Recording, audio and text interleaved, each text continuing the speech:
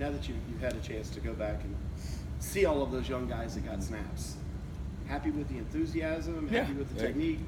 Yeah, they did pretty good. It's good for those guys, but they went out and executed, and so it's good to see. They're paying attention all week. A lot of coachable moments coming out of that game for those guys. Oh, sure. Yeah, for everybody. But yeah, certainly for them. And they'll be a lot better, for it, having an opportunity to play.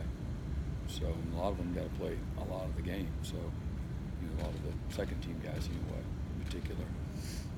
Brent, at this stage of their careers, how much do you think Kayvon and Isaiah and Tanner enjoy the versatility and moving around as much as they have? Well, I'm sure, I'm sure for them it's fun doing different things. And, I think they understand, the strategy part of things. And, they've really bought into that and understand not only, again, the what, but the why. And so they've done a great job of, maturing within the system that way. When your players refer to you as a mad scientist, I envision you sequestered away in like an underground laboratory with Cheetos and Chris Farley videos. Am I accurate? Yeah, not quite. Again, whatever we do, it's only as good as the players that are out executing it. So first and foremost, it's them, and then we have not reinvented the wheel at all. And what we do is again a collaborative,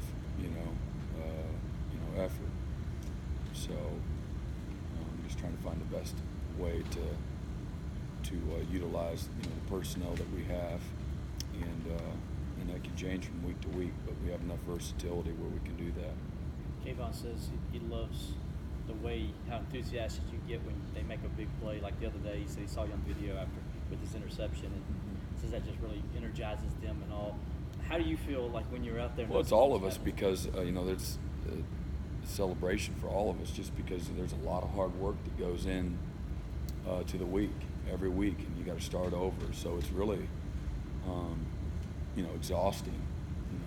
The physical preparation, the mental preparation, and so again, anytime you have success after all that hard work, man, you've really invested and you're passionate about it. And passion for your players and love for your players, and so it's just emotion, enthusiasm, passion, love for the game, and for the guys that you work with.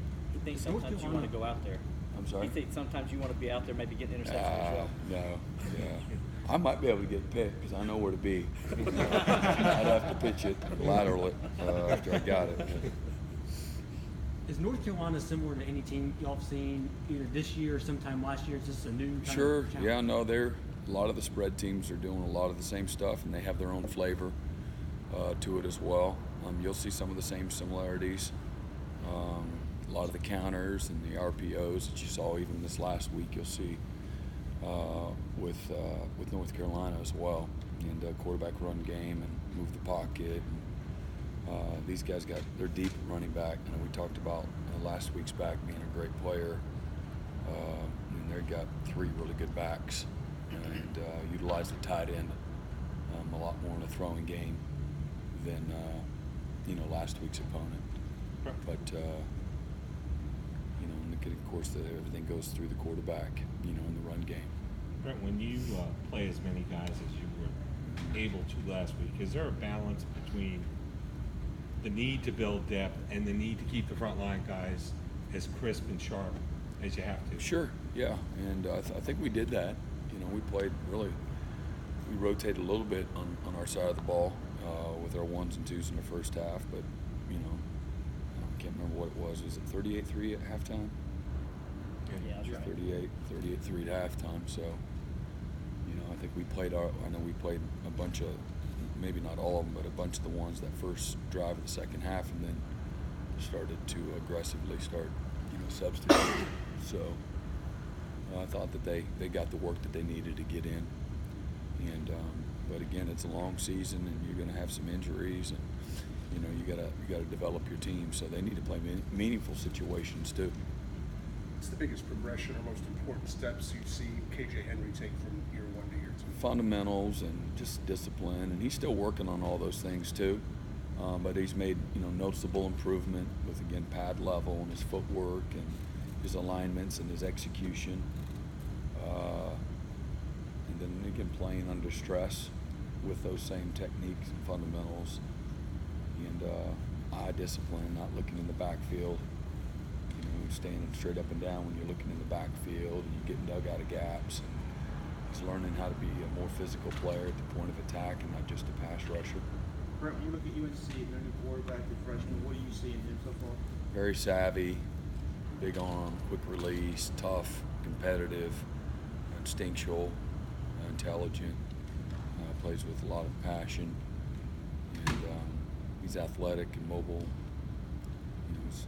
He's a guy that I know was very, we tried to get him, so I know how our offensive staff, felt very strongly about him. What's your relationship like with Mac Brown? And is it kind of strange to be facing him again now? I don't look at it as strange. Most of the career that I've had, I've known Mac Brown as Coach Brown, really all of my career. So it's when he was, handing us the mic and interviewing us, it was the same way. It's Coach Brown. Difference is he's not Texas now. He's at North Carolina, and so for me, it's it's one of the best ever to coach the game, and so it's neat to see him still involved in the game and doing well. You can coach, and he's obviously done a great job of, like all good coaches, that continue to evolve, and he's a great leader, and he's had a lot of success for all those reasons. I bet when when it was time to focus on Coach Brown back in your old life, I mean, that must have been bunker mentality for you guys. Yeah, it's that Oklahoma Texas rivalry. Sure. I mean, that's a long history and a tradition-rich rivalry, and a lot of high stakes. And the state of Texas, Texas is, that's the crown jewel, and they're hard to beat, in recruiting. But we had a lot of wars, in recruiting, and certainly a lot of battles on the field. A lot of emotion goes into that game.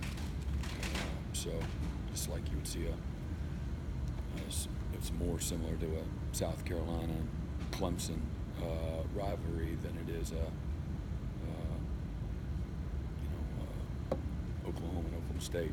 To be honest, it's just another level. Even though Oklahoma State's a big rival of Oklahoma, it's a whole different set of cards that you're dealing with.